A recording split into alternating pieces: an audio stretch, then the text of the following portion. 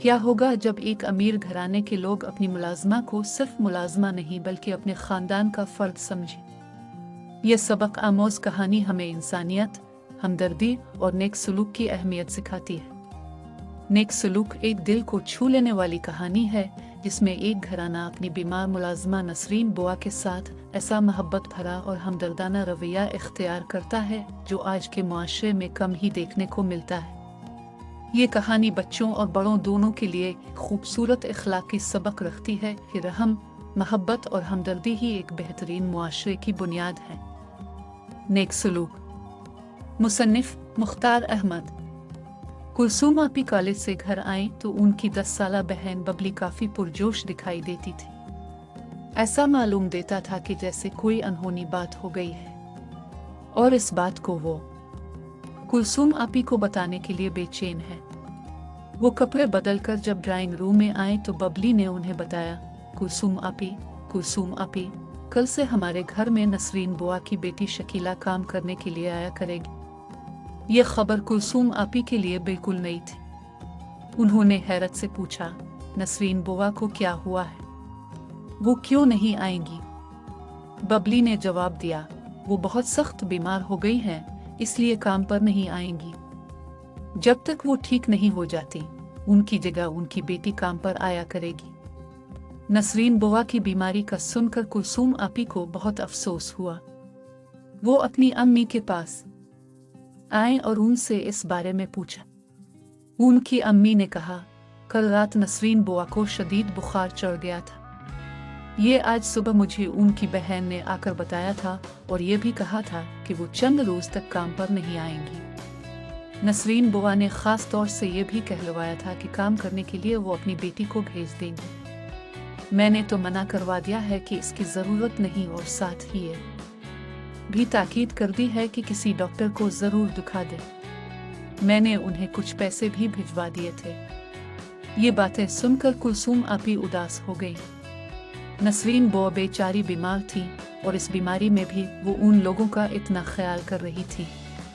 उनकी एक ही बेटी थी जिसका नाम शकीला था। वो किसी सरकारी स्कूल में पढ़ने भी जाती थी। अगर वो उनके घर काम करने आ जाती तो फिर उसे स्कूल से छुट्टी भी करना पड़ती और फिर नसरीन बुआ की देखभाल करने वाला भी कोई ना होता। शौहर गरीब तो मजदूरी करने चला जाता था। उन्हें उनके इलाज की तरफ से भी फिक्रमंदी थी। अपने कमरे में आकर उन्होंने इन बातों का तस्करा बबली से भी किया। उनकी बातें सुनकर बबली भी सोच में पड़ गई। थोड़ी देर बाद उसने कहा, कुलसूम आपी, गरीबों की भी कितनी मुसीबत होती है। जब हम बीमार पड़ते हैं तो सब घर वाले हमारे आगे पीछे फिरते रहते हैं। अच्छे से अच्छे डॉक्टरों को दिखाते हैं। महंगी महंगी दवाएं और तरह तरह के खाने और फल हमारे लिए आते हैं। जब तक हम ठीक ना हो जाएं, बिस्तर से पांव ही नीचे नहीं उतारते। नसरीन बुआ बेचारी गरीब हैं। वो कैसे किसी अच्छे डॉक्टर से अपना इलाज करवाएंगी? कुलसूम आपी ने उसके सर पर हाथ फेर कर कहा, इसीलिए तो कहते हैं कि सब लोगों को पढ़ लिख कर, कोई हुनर सीख कर और खूब मेहनत और ईमानदारी से काम करके अपनी हालत को बेहतर बनाने की कोशिश करना चाहिए ताकि गुर्बत का खात्मा हो जाए और वो भी अपने घर वालों के साथ इज्जत और सुकून से जिंदगी बसर कर सकी। घरों घरों काम करने वाली औरतें बेचारी बहुत गरीब और मजबूर होती हैं। बहरहाल बबली, तुम फिक्र ना करो, इस सिलसिले में हम कुछ करेंगे। नसरीन बुआ ने हमारी कितनी खिदमत की है, हमें भी चाहिए कि हम उनके लिए कुछ करें। इस सिलसिले में मैं अम्मी से बात करूंगी। शाम को कुलसूम आपी ने अम्मी से कहा, अम्मी, मैं और बबली नसरीन बुआ को देखने उनके घर जाना चाहते हैं। उनकी अम्मी ने कहा, मैं भी यही सोच रही थी। तुम्हारे पापा आ जाएं तो फिर उनके साथ चलेंगे।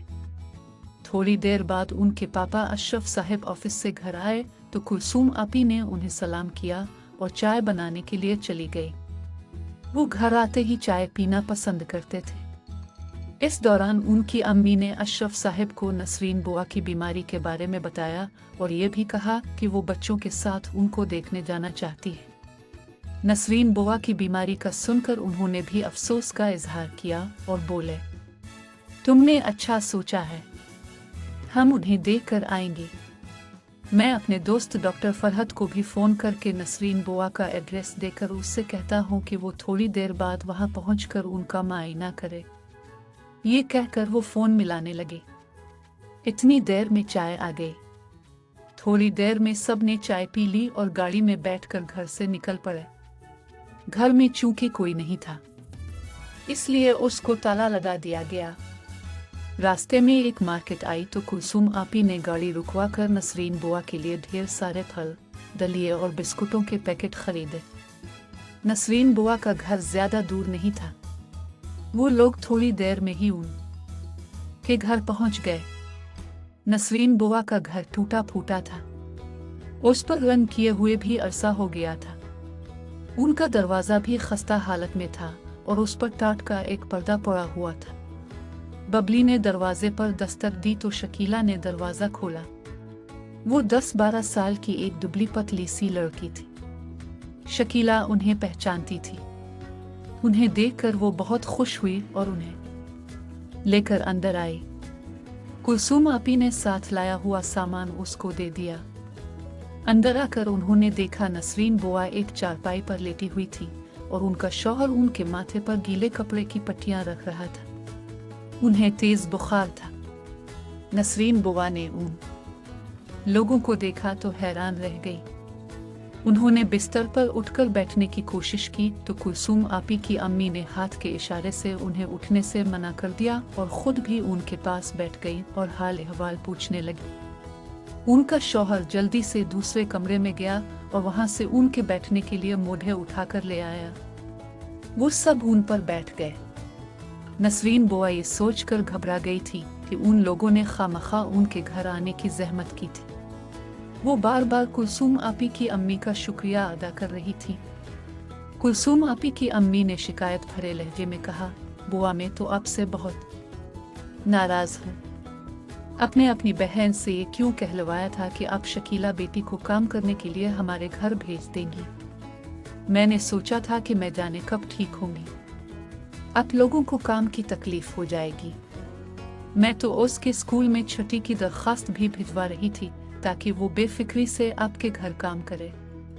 कुलसूम आपी ने कहा, नसरीन बुआ, आपकी ये बात सुनकर हमें बहुत ही अफसोस हुआ है। हमारे आराम की खातिर आप उसे पढ़ाई से भी रोक रही हैं। अब आप ये बात अच्छी तरह सुन लें कि जब तक आप बिल्कुल ठीक नहीं हो जाती आपको काम पर आने की कतई कोई ज़रूरत नहीं है और शकीला को स्कूल से छुट्टी करवाने की भी कोई ज़रूरत नहीं है। उसकी पढ़ाई का हर्ज होगा। स्कूल से आकर वो आपकी देखभाल भी कर लिया करेगी। उनकी बातें सुनकर नसरीन बुआ ने ममनूनियत से उन्हें देखा और नकाहत से आंखें बंद कर ली। थोड़ी देर बाद दरवाजे पर दस्तक हुई। नसरीन बुआ के शौहर ने जाकर देखा तो एक वजही शख्स हाथ में ब्रीफ केस लिए खड़ा था। ये डॉक्टर फरहत थे जो अशरफ साहिब के दोस्त थे और उन्हीं के कहने पर आए थे। नसरीन बुआ का शौहर उन्हें अपने साथ लेकर अंदर आया। उन्होंने नसरीन बुआ का मुआयना किया, फिर दवाओं का नुस्खा लिखकर अशरफ साहिब को थमा दिया। अशरफ साहब ने एक नज़र नुस्खे पर डाली और फिर जेब से पैसे निकालकर नसरीन बुआ के शौहर को दिए और कहा कि वो किसी करीबी मेडिकल स्टोर से दवाएं ले आए। नसरीन बुआ के घर के सामने 2 गाड़ियां देखकर पूरे मोहल्ले में हलचल सी मच गई थी। कई औरतें इस बारे में मालूम करने के लिए नसरीन बुआ के घर में चली आईं। उन्हें जब पता चला कि ये वो लोग हैं जिनके घर में नसरीन बुआ काम करती हैं और ये सब उनकी तीमारदारी के लिए आए हैं तो उन्हें बड़ी हैरत हुई। उन्हें तो ये पता था कि अक्सर अमीर लोग और उनके बच्चे घरों में काम करने वाले मुलाजमों के साथ अच्छा सलूक नहीं करते और ना ही उन्हें मोह लगाते। उन्हीं में से बाज सख्त दिल लोग तो अपने घरों में काम करने वाली छोटी बच्चियों और बच्चों पर जुल्म की इंतहा कर देते हैं। उन्हें अच्छा खाना भी नहीं देते और कोई बर्तन वगैरह टूट जाने पर या और किसी गलती पर इतना तशद्दुद करते हैं कि उनकी जान के लाले पड़ जाते हैं। उनको इस तरियों से जलाना उन पर गर्म पानी फेंक देना और पाइप से मारना तो आम सी बात थी और अक्सर ये मंजर टीवी पर भी नजर आते थे। महल्ले की औरतें कुलसूम आपी के घर वालों के अच्छे अखलाक और मोहब्बत भरे रवैये से बहुत मुतासिर थी। वो उन सबको ऐसे देख रही थी जैसे वो किसी और ही दुनिया की मखलूक हूँ। थोड़ी देर बाद बुआ नसरीन का शौहर दवाइयाँ ले आया। डॉक्टर फरहत ने उसे बता दिया कि ये दवाइयाँ कैसे और कितनी कितनी देर बाद देनी है। डॉक्टर फरहत जब ये हिदायत देकर खामोश हुए तो नसरीन बुआ का शौहर हाथ जोड़कर लरजती हुई आवाज में अशरफ साहिब से बोला, मालिक, आपने जो कुछ किया है हम इस काबिल तो नहीं थे। अल्लाह आप लोगों को खुश रखे।